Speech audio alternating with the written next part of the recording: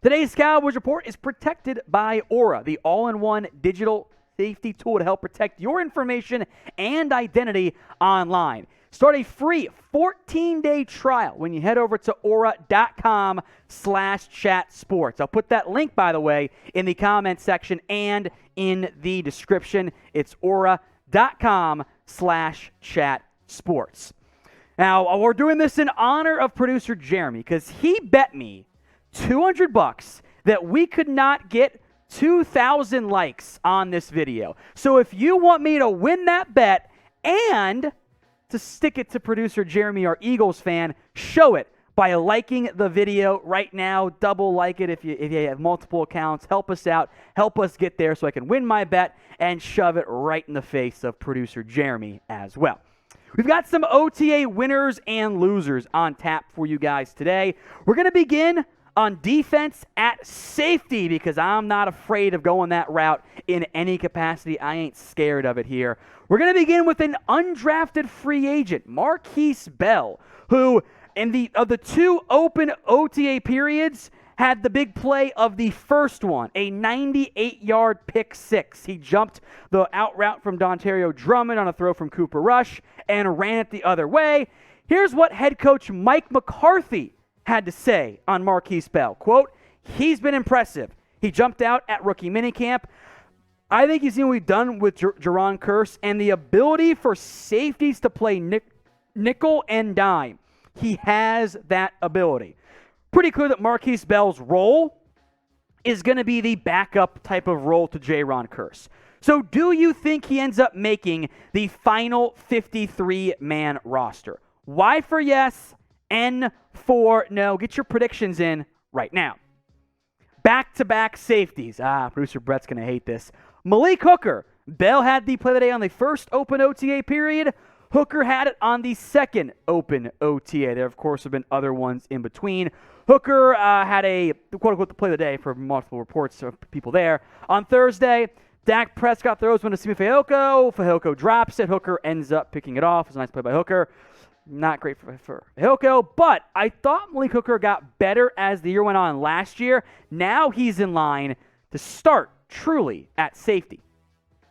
Tony Pollard is next up here, the running back, and I've been burned by this hype train before, but the Cowboys have utilized Pollard more in practice as a wide receiver, and in part because of all the injuries right now at the wide receiver depth chart with Jalen Tolbert, James Washington, etc., Michael Gallup, all banged up right now. They've used Pollard more along with Zeke Elliott, which is something we've all wanted for so long, right?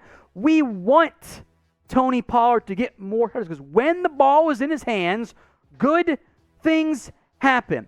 I crave and covet explosive plays. Tony Pollard actually brings you those explosive plays. So if you're like me, and if you want OC Kellen Moore to use Tony Pollard more and get the ball in his hands, show it by typing me in the comment section. I will make this the pinned comment on today's video, so I should see at the pinned comment hundreds of me's. So if the ad break comes here on YouTube, take advantage of it, head down there and spam it. More offense, CeeDee Lamb, and I almost want to call it a campaign from media and the Cowboys on Lamb. He is getting hyped as the number one wideout. Dak Prescott had to move his locker next to his to help grow that communication, chemistry, etc. He does need a true breakout 2022 campaign. Lamb has not been bad. There have been too many drops, mostly seems like focus drops, but the Cowboys want and need Lamb to be the guy. And frankly, 120 targets, that number really should go up. That is not a high enough figure. I'm looking for 150 or so this year. That's not that high. That's borderline top 10. Get Lamb the ball in creative ways. Again, I'm looking at you, Kellen, to make that a little bit more palatable. You can get a 14-day free trial when you head over to aura.com/chatsports. That link, a free trial for the all-in-one digital safety tool. It includes financial fraud protection, identity theft protection, online and device security for you and up to 5 members of your family. Perfect if you're like me. Actual illustration of me, my wife, and my 6-month-old baby girl, Olivia. They help keep your families safe and their activities safe from hackers and prevent your information from ending up on the dark web. So get your free trial today. Cancel at any time at aura.com/chatsports. Again, that link will be in both the comments section and it'll be in the description. Next up is Neville Gallimore, who, if you believe him, as we enter best shape of life season, baby, 16 pounds of pure muscle this offseason. Almost as good as CeeDee Lamb growing a half inch. Okay, sure. Gallimore didn't play much last year due to injury. When he was out there, he was better. Down the stretch of 2020, there was a splash play each game. Limited in 2021. I am hopeful that Gallimore, or even Oso, who has been banged up for at least a bit of OTAs, takes a big-time step forward this season. Dak Prescott, next up here, and we are again leaning into the best shape of life season. Dak Prescott says this is the healthiest he's ever been in his career. Do I believe that? Do I want to believe it? Yes, because they need healthy Dak Prescott. For whatever reason, whether it was injury, it was the offensive line, it was confidence, whatever it was, the first half of the year Dak, who was an MVP candidate, versus back half of the year Dak, who was top 15-ish, somewhere in that range, you need better Dak than what you had in the stretch last year. So hopefully you get that one, even as his supporting cast, not as good this year. I want you guys now to name a Cowboys organized team activity winner.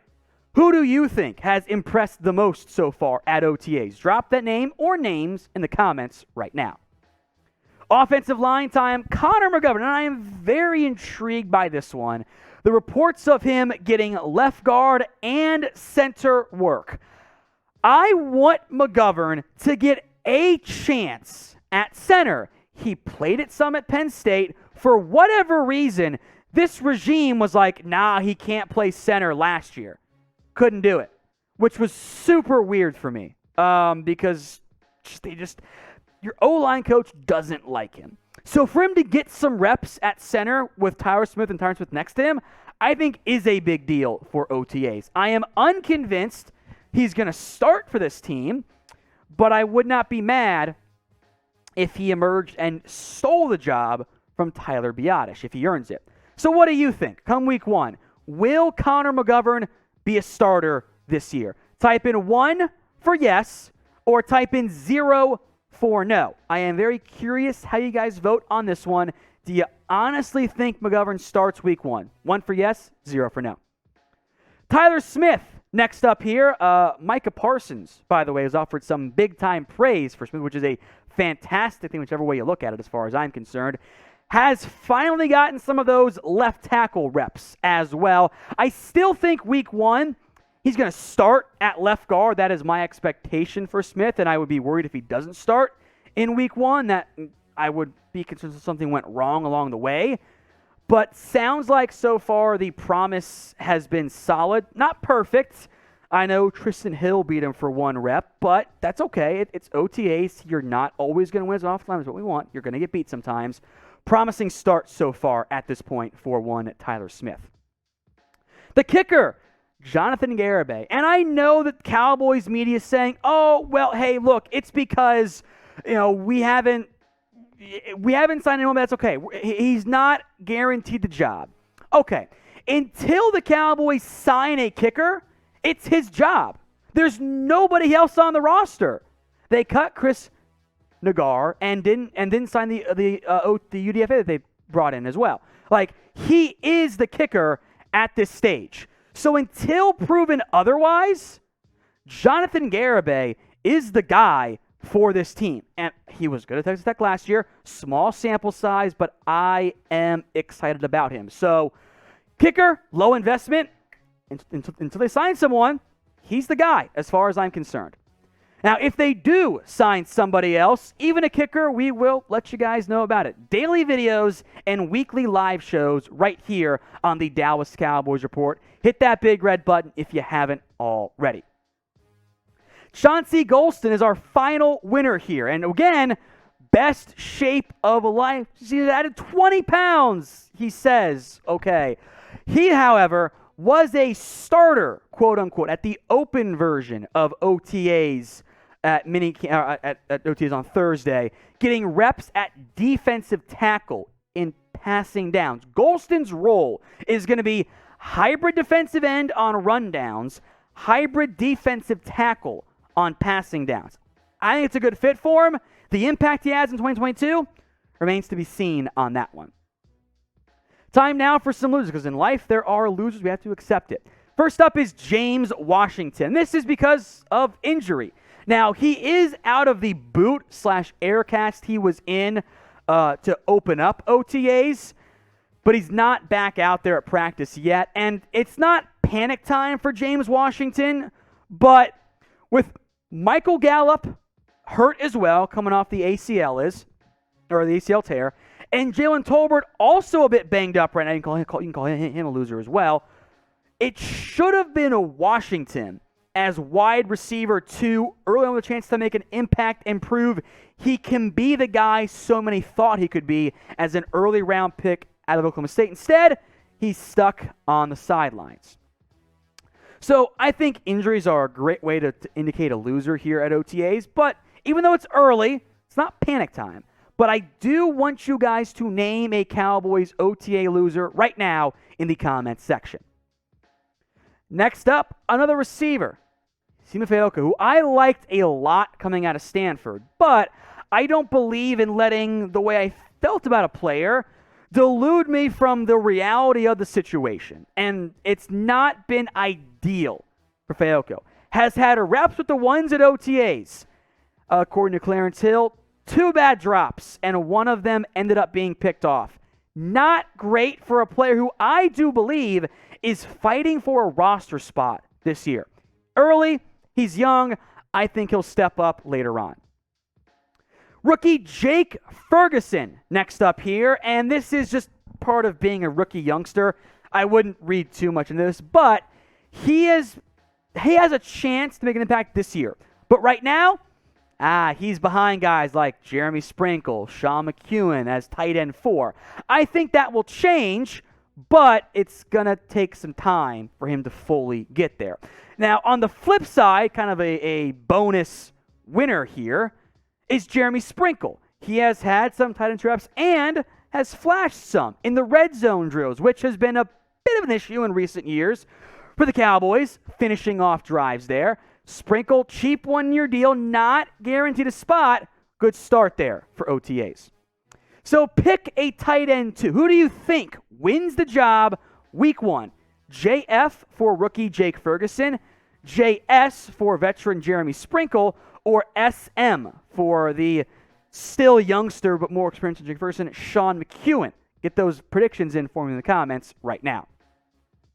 One last, again, minor loser here, Sam Williams, who reportedly was not present at OTAs for Thursday's practice. Unknown injury, health, whatever it is, he was not there. He was at other ones, so I'm not too concerned right now, but that is make note and file it away for the time being as it relates to Sam Williams. I would not be too concerned, but I do think that is something at least worth mentioning.